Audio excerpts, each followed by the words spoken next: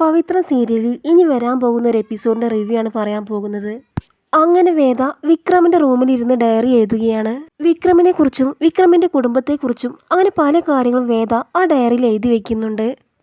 വേദ diary എഴുതുന്ന സമയത്താണ് അങ്ങോട്ട് വിക്രം വരുന്നത്. എന്തായിരിക്കും ഇവൾ എഴുതുന്നത് എന്നൊക്കെ ആലോചിച്ചു കൊണ്ടാണ് വിക്രം അങ്ങോട്ട് വരുന്നത്. ഇവൾക്ക് ഡയറി എഴുതുന്ന ശീലമുണ്ടോ, ഇവൾ എന്തായിരിക്കും എഴുതുന്നത് എന്നൊക്കെ ആലോചിച്ച് നിൽക്കുകയാണ് വിക്രം.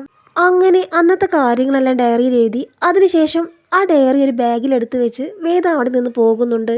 അങ്ങനെ വേദ അടുക്കളയിലേക്ക് പോയതിനു ശേഷം വിക്രം ചിന്തിക്കുന്നുണ്ട്, ആ ഡയറി ഒന്ന് എടുത്ത് വായിച്ചു നോക്കിയാലോ. മറ്റുള്ളവർ എഴുതിയ ഡയറി വായിക്കുന്നത് അത്ര നല്ല കാര്യമല്ല, എന്നാലും ആ ഡയറി എടുത്ത് വായിച്ചു കഴിഞ്ഞാൽ അവളുടെ മനസ്സിലിരിപ്പ് എന്താണെന്ന് അറിയാമല്ലോ. എന്തായാലും ആ ഡയറി വായിച്ചു കഴിഞ്ഞാൽ അവളുടെ മനസ്സിലുള്ള കാര്യം അറിയാം. ചിലപ്പോൾ അവൾ എനിക്ക് എന്തെങ്കിലും പണി തരാൻ വേണ്ടി ആ ഡയറിയിൽ എന്തെങ്കിലും കുറിച്ചിട്ടുണ്ടാവും. അവൾ ഇവിടെ നിന്ന് പോകാത്തതിൻ്റെ കാരണവും അറിയാൻ പറ്റും എന്നൊക്കെ ചിന്തിച്ചുകൊണ്ട് വിക്രം ആ ഡയറി എടുത്ത് വായിക്കുകയാണ്. അങ്ങനെ വിക്രം ചുറ്റും നോക്കുന്നുണ്ട്, ആരെങ്കിലും വരുന്നുണ്ടോ. അങ്ങനെ ആരുമില്ല എന്ന് ബോധ്യമായതിനു ശേഷം വേദിയുടെ ബാഗിൽ നിന്ന് ഡയറി എടുത്ത് വായിക്കുന്നുണ്ട്. വേദിയുടെ കഴുത്തിൽ വിക്രം താലി കെട്ടിയ ആ ദിവസം മുതൽ ഇതുവരെയുള്ള എല്ലാ കാര്യങ്ങളും വേദ ആ ഡയറിയിൽ എഴുതി വെച്ചിട്ടുണ്ട്. വേദ നിറക്കണ്ണുകളോടെയാണ് ആദ്യത്തെ ദിവസത്തെ കുറിച്ചെല്ലാം ഡയറിയിൽ എഴുതി വെച്ചിരിക്കുന്നത്. തൻ്റെ കല്യാണത്തിന് താലി പൂജിക്കാൻ വേണ്ടി അമ്പലത്തിലേക്ക് പോയതായിരുന്നു. ആ സമയത്താണ് വിക്രം എന്നെ ബലമായിട്ട് താലി കെട്ടിയത്. അന്ന് എനിക്ക് അവനോട് വലിയ ദേഷ്യമായിരുന്നു. പിന്നെ എനിക്ക് തോന്നി, ഞാൻ വിശ്വസിക്കുന്ന എൻ്റെ ദൈവം എൻ്റെ ജീവിതം ഇങ്ങനെയൊക്കെയാണ് വിധിച്ചതെന്ന്. അങ്ങനെ ഇവിടെ വീട്ടിലേക്ക് വന്ന സമയത്ത് വിക്രമിനോട് എനിക്ക് ദേഷ്യം തന്നെയായിരുന്നു. വിക്രമിൻ്റെ വീട്ടിലെ എല്ലാവരും എന്നോട് നല്ല രീതിയിൽ തന്നെയായിരുന്നു പെരുമാറിയിരുന്നത്. അച്ഛൻ മാത്രം എന്നോട് ദേഷ്യത്തിൽ പെരുമാറിയെങ്കിലും അദ്ദേഹത്തിൻ്റെ മനസ്സിൽ എന്നോട് ഒരുപാട് സ്നേഹമുണ്ടെന്ന് ഞാൻ മനസ്സിലാക്കിയിരുന്നു. അങ്ങനെ പതുക്കെ ഞാൻ വിക്രമിനെ സ്നേഹിച്ചു തുടങ്ങി. അവൻ എന്നോട് ദേഷ്യപ്പെടുന്ന സമയത്ത് സ്നേഹത്തിൻ്റെ ഭാഷയിൽ ഞാൻ അതെല്ലാം ആസ്വദിച്ചിരുന്നു. അങ്ങനെ ദിവസങ്ങൾ കഴിയുന്തോറും അവനെക്കുറിച്ച് ഞാൻ ഒരുപാട് കാര്യങ്ങൾ അറിഞ്ഞു തുടങ്ങി. അങ്ങനെ അവനോടുള്ള സ്നേഹവും ആരാധനയും കൂടിക്കൊണ്ടേയിരുന്നു. പക്ഷേ അവനെക്കുറിച്ച് ആലോചിക്കുമ്പോൾ എനിക്ക് വലിയ ടെൻഷനാണ്. വെറും റൗഡിയായി നടക്കുന്നത് കൊണ്ട് തന്നെ കുത്തും കൊലയുമാണ് അവൻ്റെ ജോലി. അവനെ എങ്ങനെയെങ്കിലും മോചിപ്പിച്ച് നല്ലൊരു ജോലി അവന് നേടിക്കൊടുക്കണം. അങ്ങനെ വിക്രമിനെ നല്ലൊരാളാക്കി മാറ്റണം. അത് മാത്രമാണ് എൻ്റെ ലക്ഷ്യം. അങ്ങനെയാണ് വേദ തൻ്റെ മനസ്സിലുള്ള ആ കാര്യം ആ ഡയറിയിൽ കുറിച്ചത്. ഒരു പക്ഷേ അവൻ്റെ ജീവിതം മാറ്റിമറിക്കാൻ വേണ്ടിയിട്ടായിരിക്കും ദൈവം എനിക്ക് ഇങ്ങനൊരു വിധി തന്നത്.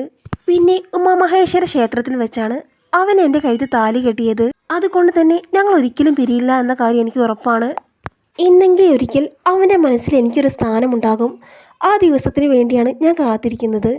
ഇപ്പോൾ പണ്ടത്തെ പോലെ വിക്രമിനോട് എനിക്ക് യാതൊരു ദേഷ്യവുമില്ല, സ്നേഹം മാത്രമേ ഉള്ളൂ. എന്നെങ്കിലും ഒരിക്കൽ എൻ്റെ ആത്മാർത്ഥമായ സ്നേഹം വിക്രം മനസ്സിലാക്കും എന്നാണ് വേദ ആ ഡയറിയിൽ എഴുതിയത്. അങ്ങനെ ഡയറി വായിക്കുന്ന സമയത്ത് വിക്രം വല്ലാത്തൊരവസ്ഥയിലാവുകയാണ്. അപ്പോൾ ഞാൻ വിചാരിച്ചതുപോലെ അവൾക്ക് എന്നോട് ദേഷ്യമൊന്നുമില്ലേ, ഇവൾ എന്നോട് പ്രതികാരം വീട്ടാൻ വേണ്ടിയിട്ടാണ് എൻ്റെ ജീവിതത്തിലേക്ക് കടന്നു വന്നത് എന്നാണ് ഞാൻ കരുതിയത്.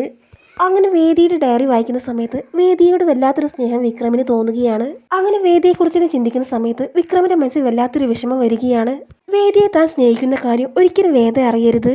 എൻ്റെ ജീവിതം ആരുടെയെങ്കിലും കൈകൊണ്ട് തീരാനുള്ളതാണ്. അച്ഛൻ അങ്ങനെ പറയാത്ത ഒരു ദിവസം പോലുമില്ല. അതുകൊണ്ട് തന്നെ വേദിയുടെ ജീവിതം താൻ കാരണം നശിക്കരുത്. തന്നെപ്പോലൊരു ഗുണ്ടയുടെ കൂടെ ജീവിച്ച് തീരാനുള്ളതല്ല വേദിയുടെ ജീവിതം എന്നൊക്കെ ചിന്തിക്കുകയാണ് വിക്രം. അപ്പോൾ എന്നെ നന്നാക്കാനാണ് അവളുടെ ലക്ഷ്യം. ഒരിക്കലും അവൾ വിചാരിച്ചതുപോലെ ആകാൻ എനിക്കിനി കഴിയില്ല. വേദ, നീ ഈ വീട്ടിൽ നിന്ന് പോകണം, എന്നിട്ട് നിനക്ക് നല്ലൊരു ജീവിതം കിട്ടണം, അത് മാത്രമാണ് എൻ്റെ ആഗ്രഹം എന്നൊക്കെ ചിന്തിക്കുന്നുണ്ട് വിക്രം. എന്നെപ്പോലെ തന്നെ എനിക്ക് നിന്നോടൊരു ദേഷ്യവുമില്ല. അങ്ങനെ വിക്രം ആ ഡയറി വേദ വെച്ച ആ ബാഗിൽ തന്നെ വെക്കുന്നുണ്ട്. അങ്ങനെ വിക്രം അടുക്കളയിൽ ചെന്നിട്ട് വേദ ഇങ്ങനെ മാറി നിന്ന് പുഞ്ചിരിയോടെ നോക്കി നിൽക്കുകയാണ്. ആ സമയം വേദ മനസ്സിൽ ചിന്തിക്കുന്നുണ്ട്, ഇയാൾക്കിത് എന്ത് പറ്റി, ഇയാൾ എന്താ പതിവില്ലാതെ എന്നിങ്ങനെ നോക്കി നിൽക്കുന്നത്. അങ്ങനെ വിക്രം വേദിയെ നോക്കി പുഞ്ചിരിച്ചുകൊണ്ട് പതിയെ വേദിയുടെ അടുത്തേക്ക് പോകുന്നുണ്ട്. അങ്ങനെ വേദ ചോദിക്കുന്നുണ്ട്, നിങ്ങളെന്താ പതിവില്ലാതെ ഇങ്ങനെ, കിച്ചണിലേക്കൊന്നും നിങ്ങൾ വരാറില്ലല്ലോ. ആ സമയം വിക്രം പറയുന്നുണ്ട്, നീ എനിക്കൊരു ചായ ഉണ്ടാക്കി തരാമോ. വിക്രം ചായ ഉണ്ടാക്കി തരാൻ പറഞ്ഞത് കേട്ട് വേദ അത്ഭുതത്തോടു കൂടി വിക്രമിനെ നോക്കുന്നുണ്ട്. അങ്ങനെ വേദ പറയുന്നുണ്ട്, ഞാൻ ചായ ഉണ്ടാക്കി തരാം, ഒരു സ്പെഷ്യൽ ചായ തന്നെ ഉണ്ടാക്കി തരാം എന്ന് പറഞ്ഞുകൊണ്ട് വേദ ചായ ഉണ്ടാക്കാൻ വേണ്ടി പോവുകയാണ്. വേദ ചായ ഉണ്ടാക്കുന്ന സമയത്ത് വിക്രം പുഞ്ചിരിയോട് കൂടി വേദിയെ നോക്കി നിൽക്കുന്നുണ്ട്. വേദിയുടെ ഡയറി വായിച്ചതിന് ശേഷം വേദിക്ക് തന്നോടുള്ള സ്നേഹം എത്രമാത്രം ഉണ്ടെന്ന് മനസ്സിലാക്കുകയാണ് വിക്രം. അങ്ങനെ വേദിയോട് വല്ലാത്തൊരു സ്നേഹം തോന്നുകയാണ് വിക്രമിന്. പക്ഷെ മനസ്സുകൊണ്ട് വേദിയോട് അടുക്കാൻ വിക്രമിന് ഒട്ടും താല്പര്യമുണ്ടായിരുന്നില്ല.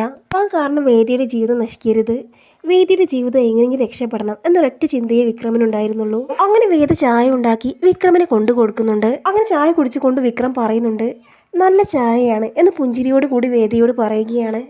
ആ സമയം വേദ പറയുന്നുണ്ട്, നിങ്ങൾ ഇപ്പോഴെങ്കിലും അത് സമ്മതിച്ചല്ലോ. അങ്ങനെ വിക്രം അമ്മ എവിടെയെന്ന് ചോദിക്കുന്ന സമയത്ത് അമ്മ കുടുംബക്ഷേത്രത്തിൽ പോയതാണെന്ന് വേദ പറയുകയാണ്. അപ്പോൾ ഏട്ടത്തിമാരോ എന്ന് വിക്രം ചോദിക്കുന്ന സമയത്ത് അമ്മയുടെ കൂടെ അവരും പോയി എന്ന് വേദ പറയുകയാണ്. ആ സമയത്ത് വിക്രം ചോദിക്കുന്നുണ്ട്, അവരെല്ലാവരും അമ്പലത്തിൽ പോകുന്ന സമയത്ത് നീ എന്താണ് പോകാതിരുന്നത്?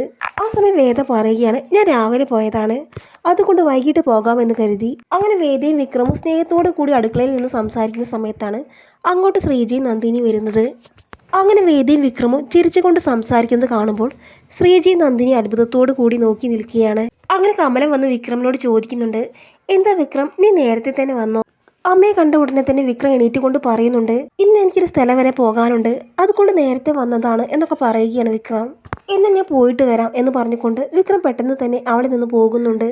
താനും വേദിയും ചിരിച്ചുകൊണ്ട് സംസാരിക്കുന്നത് ഇവരെല്ലാവരും കണ്ടല്ലോ. അങ്ങനെ ആകെ ചമ്മലോട് കൂടി വിക്രം പെട്ടെന്ന് തന്നെ അവിടെ നിന്ന് പോകുന്നുണ്ട്. എന്നാൽ ഈ കാഴ്ച കാണുന്ന സമയത്ത് നന്ദിനിക്ക് അത് ഒട്ടും ഇഷ്ടമാവുന്നില്ല. എന്നിട്ട് നന്ദിനി പറയുന്നുണ്ട്, അപ്പോൾ നിങ്ങൾ രണ്ടുപേരും നല്ല കൂട്ടായി അല്ലേ? അപ്പോൾ വേദ പറയുന്നുണ്ട്, പിന്നെ എന്താണ് നന്ദിനി എടുത്തി, ഞങ്ങൾ രണ്ടുപേരും നല്ല കൂട്ടാണ്. അങ്ങനെ വേദ താലി കാണിച്ചു കൊണ്ട് പറയുന്നുണ്ട്, ഈ താലി വിക്രം കെട്ടിയതാണ്, വിക്രം എന്തെങ്കിലും എന്നെ അംഗീകരിക്കുമെന്ന് എനിക്ക് ഉറപ്പായിരുന്നു.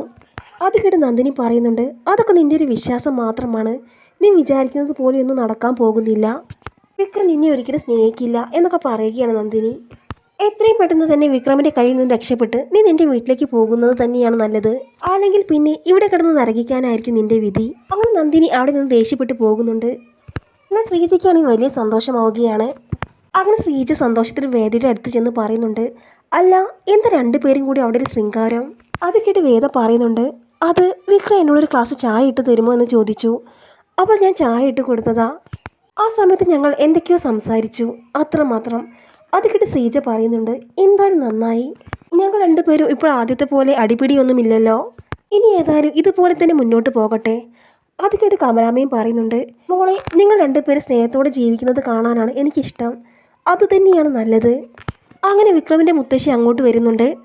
അങ്ങനെ വേദിയുടെ മുത്തശ്ശിക്ക് വല്ലാത്തൊരു സ്നേഹം തോന്നുകയാണ്. മുത്തശ്ശിയുടെ ചെല്ല കുട്ടിയാണ് വേദ. മുത്തശ്ശിയെ ചെറുപ്പത്തിൽ സ്നേഹിച്ച് കല്യാണം കഴിച്ചത് കൊണ്ട് തന്നെ കമിതാക്കളെ കാണുമ്പോൾ മുത്തശ്ശിക്ക് വല്ലാത്തൊരു സന്തോഷമാണ്. തൻ്റെ കുടുംബത്തിൽ ആരെങ്കിലും തന്നെ പോലെ സ്നേഹിച്ച് കല്യാണം കഴിക്കണമെന്ന് മുത്തശ്ശിയുടെ വലിയൊരു പ്രാർത്ഥനയായിരുന്നു. തൻ്റെ മനസ്സിലുള്ള വലിയൊരു ആഗ്രഹം സാധിച്ചു തന്നത് വിക്രമാണ്. അങ്ങനെ തൻ്റെ ആഗ്രഹം സാധിച്ച ആ സന്തോഷത്തിൽ നിൽക്കുകയാണ് മുത്തശ്ശി. വിക്രം വേദിയെ സ്നേഹിച്ച് കല്യാണം കഴിച്ചതാണെന്ന് ധരിച്ചിരിക്കുകയാണ് മുത്തശ്ശി.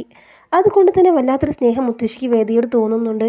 അല്ലാതെ വിക്രം ചതിയിലൂടെയാണ് വേദയെ വിവാഹം കഴിച്ചതെന്ന യാഥാർത്ഥ്യം മുത്തശ്ശിയെ ആരും അറിയിച്ചിരുന്നില്ല. മുത്തശ്ശിക്ക് ജീവനാണ് വേദയെ.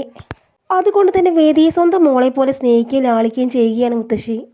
അങ്ങനെ വേദിയുള്ള സ്നേഹം കൊണ്ട് തന്നെ മുത്തശ്ശി തൻ്റെ ആഭരണപ്പെട്ടി വേദയ്ക്ക് കൊടുക്കുന്നുണ്ട്. പക്ഷെ വേദ അതെല്ലാം നിരസിക്കുകയാണ്. അങ്ങനെ വേദ പറയുകയാണ്, മുത്തശ്ശി ഈ ആഭരണങ്ങളൊന്നും എനിക്ക് വേണ്ട. ആ സമയത്ത് മുത്തശ്ശി ചോദിക്കുന്നുണ്ട്, എന്താ മോളെ ഈ മുത്തശ്ശിയല്ലേ തരുന്നത്, ഈ ആഭരണപ്പെട്ടി അർഹിക്കപ്പെടുന്നത് മോൾക്ക് മാത്രമാണ് എന്നൊക്കെ മുത്തശ്ശി പറയുന്നുണ്ട്. അത് കേട്ട് വേദ പറയുന്നുണ്ട്, വേണ്ട മുത്തശ്ശി, ഇനി മുത്തശ്ശിക്ക് അത് തരണമെങ്കിൽ ഈ വീട്ടിൽ 3 മരുമക്കളല്ലേ, അങ്ങനെ തരണമെന്ന് തോന്നുന്നുണ്ടെങ്കിൽ ഞങ്ങൾക്ക് 3 പേർക്ക് ഒരുപോലെ തന്നാൽ മതി, അല്ലാതെ എനിക്ക് മാത്രമായി മുത്തശ്ശി ഒരു സമ്മാനവും തരണ്ട എന്നൊക്കെ പറയുന്നുണ്ട് വേദ. എന്നാൽ വേദ പറയുന്നത് കേട്ട് മുത്തശ്ശിയുടെ കണ്ണ് നിറയുന്നുണ്ട്. കാരണം ഇന്നത്തെ കാലത്ത് പെൺകുട്ടികൾ ഇങ്ങനെയൊന്നും ചിന്തിക്കില്ലല്ലോ. അങ്ങനെ മുത്തശ്ശി വേദിയോട് പറയുന്നുണ്ട്, ഇന്നത്തെ കാലത്ത് ഇങ്ങനെ ആരും ചിന്തിക്കില്ല, മോൾക്ക് നല്ലത് മാത്രമേ വരികയുള്ളൂ എന്നൊക്കെ പറഞ്ഞ് മുത്തശ്ശി അനുഗ്രഹിക്കുന്നുണ്ട്. അങ്ങനെ മുത്തശ്ശി വീട്ടിലേക്ക് വരുന്നതോടുകൂടി വലിയൊരു സൂത്രം പ്രയോഗിച്ച് വേദയും വിക്രമിനെ ഒന്നിപ്പിക്കുകയാണ് മുത്തശ്ശി. അങ്ങനെ വിക്രമിൻ്റെ മനസ്സിൽ വേദയോടുള്ള സ്നേഹം എല്ലാവരുടെ മുന്നിൽ വെച്ച് മുത്തശ്ശി തുറന്നു കാണിക്കുന്നുണ്ട്. അങ്ങനെയുള്ള അടിപൊളി എപ്പിസോഡുകളാണ് ഇനി പവിത്രത്തിൽ വരാൻ പോകുന്നത്.